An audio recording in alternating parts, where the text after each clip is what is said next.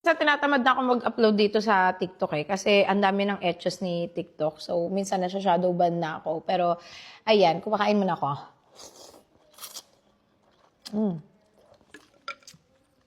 Pahinga ako today kasi halos like, ang tagal. Everyday, lagi kami, di ba, maraming inaasikaso. Sobrang busy namin. Finally, nakapagpahinga din ako. Pero mamaya mag-live ako. Madam, grabe yung detox po sa umaga, coffee latte sa gabi, very glow, sarap po, nakaka-addict ang lasa, 'di ba? So, lahat ng detox namin, 8 na po yung ano namin diyan, flavor, lahat yung masarap para lang kayo umiinom ng normal juice.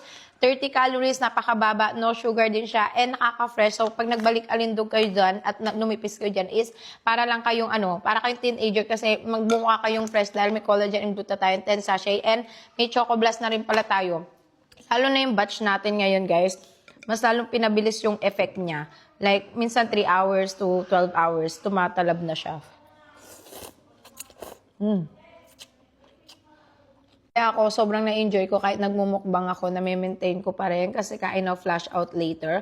Pwede rin kayo uminom niyan sa gabi, kahit yung coffee latte natin kasi decaffeinated po lahat ng ating detox.